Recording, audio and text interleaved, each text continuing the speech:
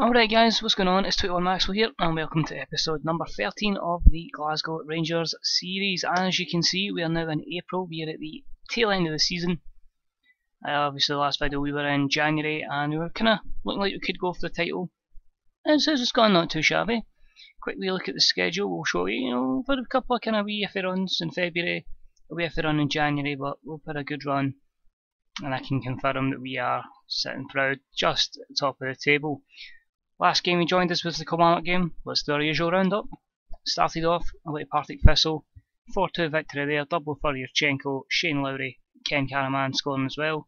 Chris Dillon with 2 goals for them, but a good 3 points. Then we had a bad run of form, a 1-0 defeat away to Aberdeen with Peter Pollitt, baby, getting the only goal, and we just tried many options, brought Pilkington, McLeod, Ambrose on, just couldn't score. And this game happened. This was kind of disappointing. Yeah, they took the lead early on thanks to Ryan and Dale Hilson. I'm like, oh my god, one of those days. And then we lost Luca Gasparato. Yurchenko, who's been absolutely outstanding, but more on that later, made it 2-1. Before then, Shane Lowry decided to get sent off, so we're playing with 9 men. 2 defenders have gone, and then Hilson and Rutherford made it 4-1 to Cowdenbeath. A bit embarrassing, but you know, these kind of things happen. Took Partick Thistle on in the League Cup semi-final, chance to get to Hampden again if we won this, and a good 1-0 win. Caraman scoring again to put us in that final in a very close contest. Next up was Dundee United, great performance for the lads at home. Caraman scoring twice, Yurchenko with a penalty, and then Kenneth Sahori coming on and scoring after Ryan Dow had pulled one back for Dundee United. The 5th round of the Scottish Cup was that trip to Dunfermline. Marvin Baccalorze with a goal gave us the 1-0 win. We then took on St Mirren 3 days later and a Gerard Gambu penalty. After 53 minutes gave us a 1-0 win there, although we did lose Fabio Braga to an injury, which was pretty devastating. Then the bad run of form hut. 3-0 defeat at Hearts, Carrick scoring, Stacey scoring from a terrible mistake from Kevin Trapp, and Miley Watkins made it 3. Baccalorze got red carded in a really poor performance all round from the whole team. St Johnstone at home was a 3-1 win. Javi Quintilla, the loanee from Barcelona, a double from Yurchenko, made it 3-0 before Joe Thompson, the Celtic player, now at St Johnstone, made it 3-1. 2 more defeats would then follow, a 4-2 defeat at Inverness, going 2-0 down from Greg Wild and Stephen Kingsley. Cock had pulled it back to 3-1 before goals from Louvion, I think that's pronounced. Yedlin then pulled one back for us again, thinking, oh, we've got a chance, but that was slowly, all our hopes were dashed thanks to Ryan Kirsty's late winner for 4-2. The Old Firm Derby, absolutely terrible, we never turned up. Sepovic scored twice, Pookie scored 2 goals in 2 minutes, completely done us, and just awful. The only people with pass marks I would have said would have been Wilson, Jimenez, Yanko and Baccalorze. Then I had a double header against Dundee, the Scottish Cup quarter final. We went ahead through Andreas Pereira, who's been outstanding, although unfortunately had suffered a season-ending injury. It was out for 3 to 4 months, but he has certainly progressed well. You'll see here, he's still got another 5 to 8 weeks to go, but great stats there. Really coming on, his value shot up to 2.8 million, so hopefully he could be a good sellable asset in the future. But the rest of that game, you see, Jackson Irvine pulled the goal back for Dundee, DeAndre Yedlin with the winner, and a good 2-1 win. We took them on in the league a couple of days later. Yurchenko and McLeod scoring. I didn't want to play Yurchenko, but I had to bring him on. He got the goal, and that gave us 3 points. I had to rest people because we had Celtic in the League Cup final. Kenna and Caraman put us 1-0 up. Pereira made it 2. Mike Jensen the consolation for Celtic before Yurchenko closed out the game 3-1. Dominated them. Possession was even, but 31 shots to 10.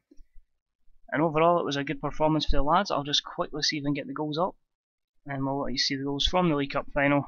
I was a bit iffy because we'd lost 3-0 the last time. But overall I was quite happy. Yurchenko there plays in Caraman, and a good finish by the oncoming Celtic goalkeeper. That put us 1-0 up. The next goal, as I say, good build-up play again. Caraman to McLeod to Yakin. Just great build-up with all the midfielders there.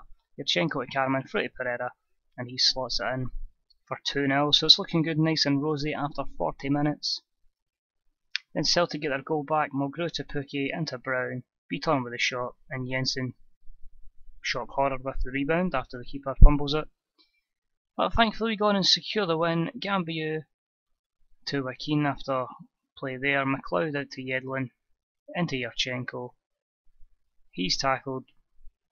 Do we ever get this back? Yedlin back to Yakin. So it's just chasing him down, retrieving the ball.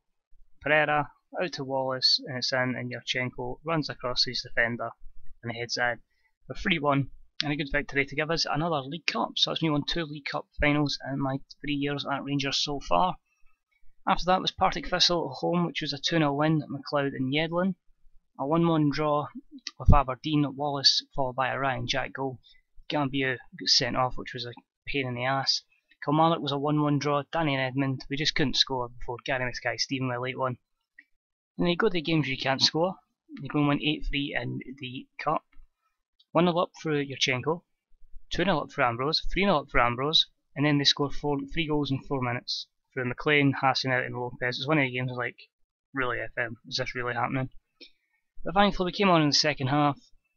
Ambrose scored again, Kerriman scored, James Keaton's pulled it back before Zorman made it 7-4, and Thierry Ambrose got his 4th goal to make it 8-4, put us in the Scottish Cup final where we have Dundee United.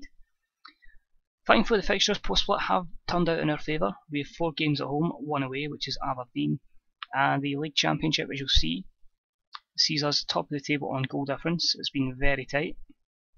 We've got 59, Aberdeen 59, Inverness 57, Celtic 54, Kilmarnock 51 and St Johnstone have 50, so very close. Any of these teams could win it. I'd like to think the fact we've got 4 home games means we should win it and hopefully secure a Champions League qualifying place.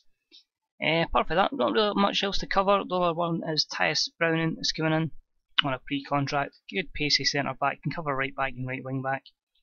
And I feel it could be a good acquisition for the team, and I'm looking forward to him joining us and hopefully being another sellable asset. But we'll go more in depth in my next video when it'll be an end of season review. We'll look over players that are also coming in before the resets the league, and we'll also go through the players' stats for the season. The other thing, I completely forgot, I've just noticed on there, we have Craig Whiting signed as well. We paid £1.6 million to bring him in. He's out back in loan to Dundee, and hopefully he'll be a key player for us next season onwards. So thanks for joining me for this episode, guys. I hope you enjoyed it, and I will speak to you again real soon. Bye bye.